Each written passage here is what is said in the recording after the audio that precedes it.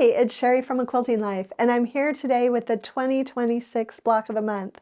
I'm super excited to show you all about the block, but I'm also going to share with you my finished quilt from 2025.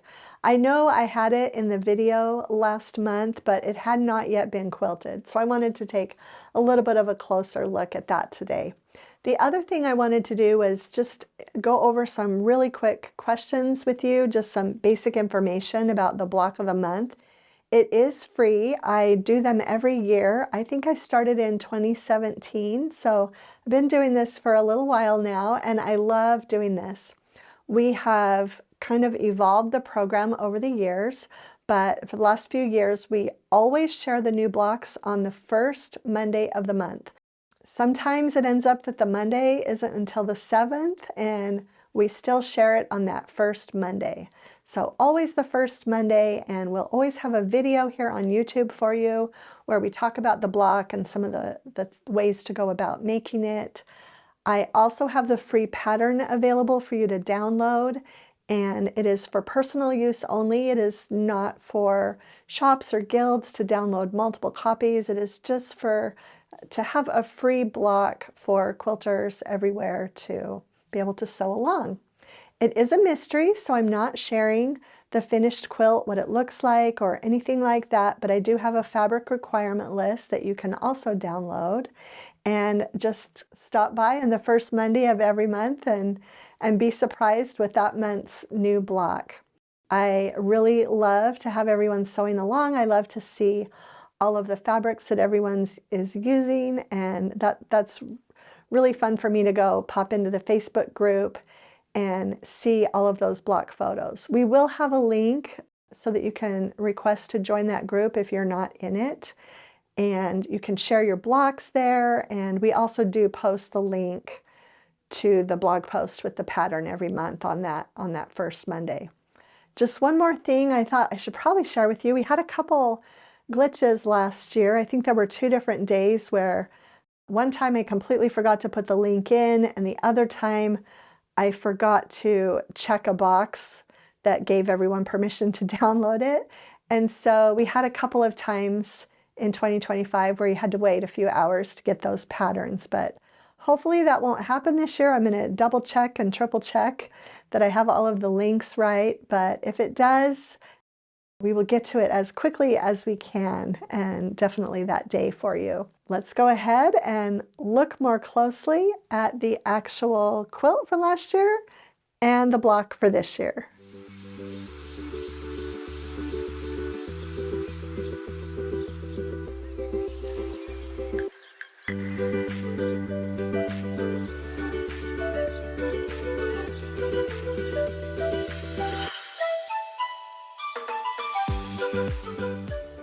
Okay, first I just wanted to give you a close-up look of the 2025 block of the month. I know that I shared this in the December video, but it wasn't quilted then, and we just kind of popped up some pictures after I got it back from the quilter, but I did want to just give you a closer look at it. There's nothing like looking at it up close.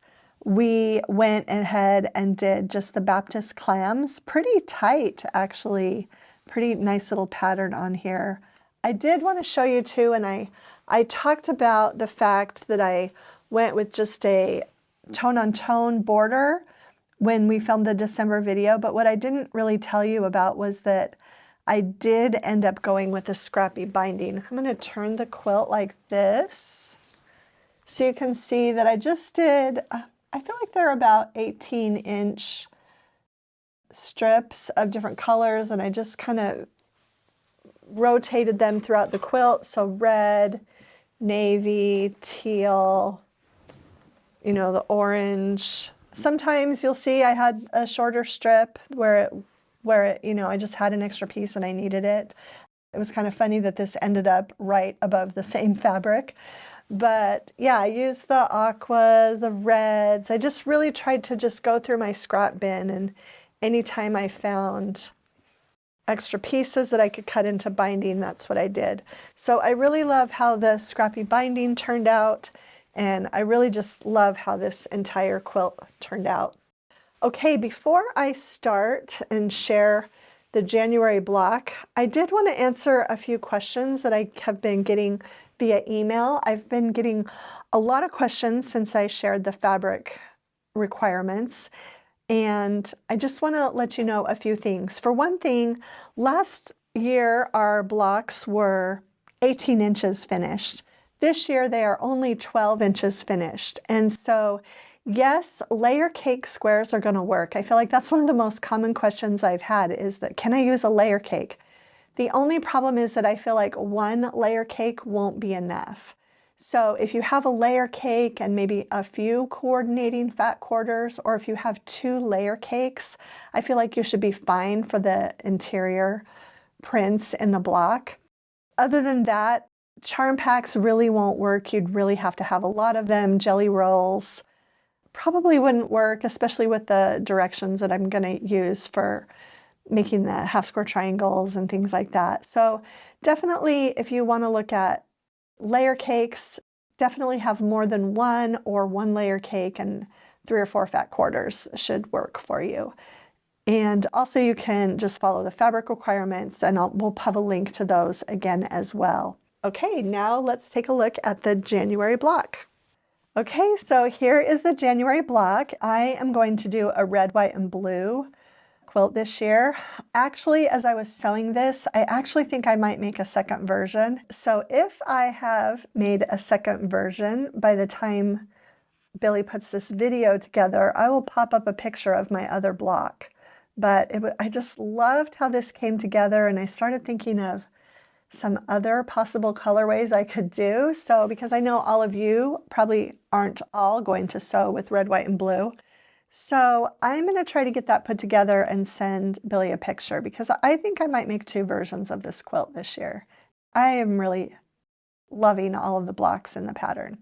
So this time I went with a navy center star and with some navy accents. And then the background for the star is red, and the same red accents out here. I actually did look at using a second red print, but it was getting a little bit too busy just because of the fabrics I had chosen. But you can play around with that if you want to use a secondary color out here. You could use a totally different color or a different print. The fabrics in my block are from a few different collections. This leaf on red is from Emma.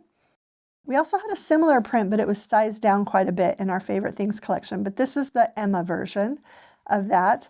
This navy gingham is from Raspberry Summer, and then these dots on navy are from Strawberry Lemonade. This was actually the print that Kimberly Jolly added for the background of her sew-along quilt that year. So we've got 3 different collections. I'm going to try as hard as I can not to repeat any fabrics. I'm going to see if I can go as long as I can without repeating fabrics. I'm just using fabrics from my scrap bin from earlier Sherri and Chelsea collections right now, and just going to have a lot of fun with it. I did use the Creative Grids ruler for these 4 flying geese units. So I made them all 4 at a time. I love to use that ruler when you're making 4 identical flying geese units. So I did use that, but then I did use the block lock to trim them down. And some squares here, rectangles, squares. And the only other thing you have to do is to make these half square triangles. You'll need 8 of them, and they are oversized in the pattern. So you do cut the squares at 3 inches and trim them down. Use the 2 at a time method as shown in the pattern, and then trim them down to 2.5 inches. So I'm going to show you the back. I've got my flying geese pressed into the center on the sides. What I did was I constructed this portion of the block first, the sawtooth star on the red background. Then I sewed a half square triangle to either side of a rectangle, and I made 2 of those units and added them to the sides. Then I made that same unit but added 2 squares of the red print on either side for the top and bottom row. So completely make the star first, Then you make these units with the background fabric, and then sew to left and right side, and then to the top and bottom. So really, really loving this block. I can't wait for you to see the other blocks. We do have kind of a star theme going on this year, and I'm going to love this quilt in the red, white, and blue, but I'm also going to love it in the other version that I started thinking about when I was sewing this together. Okay, so that's it. We're off and running for 2026. I'm super excited about this quilt, and remember to check the description for if you need a link to head over to the blog and download the pattern. I'm excited to see all of your blocks showing up, and I love to see what you're sewing with. If you enjoyed today's video, hit the like button, subscribe to our channel, and share this video with a friend.